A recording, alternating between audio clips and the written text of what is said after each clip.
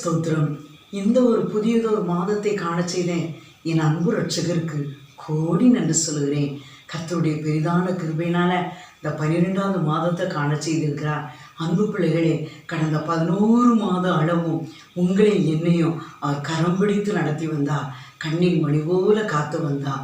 பாதம் கல்லில் இடராதபடி வந்தார். எத்தனையோ தீங்குகளுக்கு நம்மளை தூரமாக்கினார். எத்தனையோ வாதிகளுக்கு தூரமாக்கினார். எத்தனையோ வியாதி படுக்கைகளுக்கு மாற்றி வந்தார். உங்களை என்னையும் அவர் வழுகாதபடி காத்து வந்திருக்கிறார். அவருடைய கிருபை நம்மளை நடத்தி வந்திருக்கிறது. என் அன்பு பிள்ளைகளே, இந்த 12வது மாதத்தில் உங்களுக்கு எனக்கு ஒரு அருமையான வாக்குத்தத்தத்தை தந்திருக்கிறார். வாசிப்போமா? 2 சாமுவேல் 7ஆம் அதிகாரம் 18ஆம் வசனம்.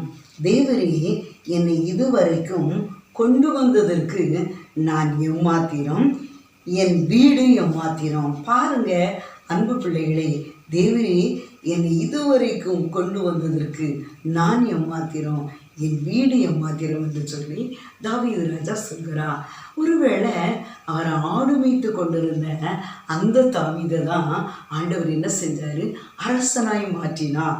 ஒருவேளை சாமுவேல் தைல குப்பியை கொண்டு வைத்து ஒவ்வொருவராக இதுவான்னு சொல்லி கேட்கும்போது இல்லைன்னு சொல்லி 8வது நாட்டை ஆளும் தேவ பிள்ளை அவர் தான். அவருக்கு தான் நான் தைலத்தை எடுத்து அபிஷேகம் பண்ணுவேன். அவர் தான் கர்த்தருக்கென்று தேர்ந்தெடுக்கப்பட்ட பாத்திரம் என்று சொல்கிறாங்க.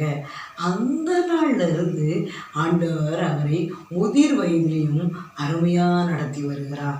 அதற்கு தான் அவர் மனதார சொல்கிறாரு, நான் எம்மாத்திரம், என் குடும்பம் எம்மாத்திரம், என் வீடு எம்மாத்திரம்.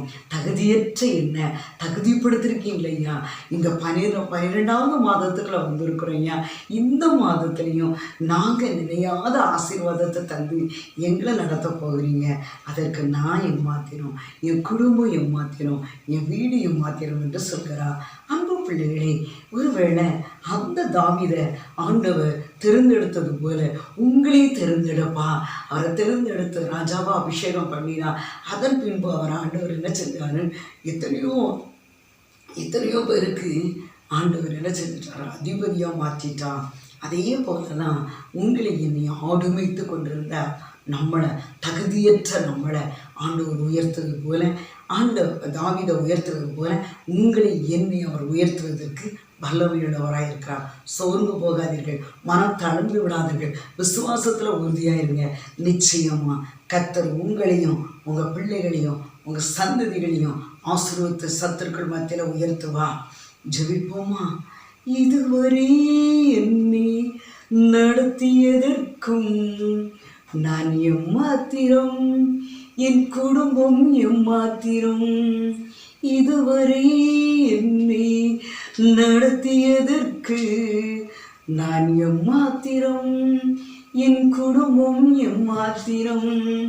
நான் கண்ட மேன்மைகளெல்லாம் உன் கரத்தின் ஈவு, நான் பார்க்கும் மேன்மைகளெல்லாம் நீ தேடும் உயர்வு.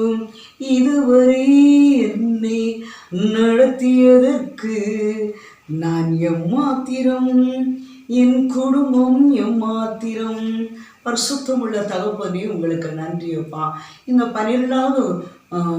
12வது மாதத்தை காண செய்த என் அன்பு ரட்சகருக்கு நாங்கள் மனதார துதிக்கிறோம் ஐயா.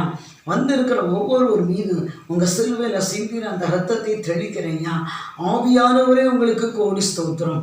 இந்த 12வது மாதத்துக்குள்ள வந்திருக்கிற இவர்களை பார்த்து நீ ஆசீர்வாதமாக இருப்பாய் என்று சொல்கிறீங்க, நீ ஆசீர்வாதமாக இருப்பாய் என்று சொல்கிறீங்க, நீ ஆசீர்வாதமாக இருப்பாய் என்று சொல்கிறீங்க.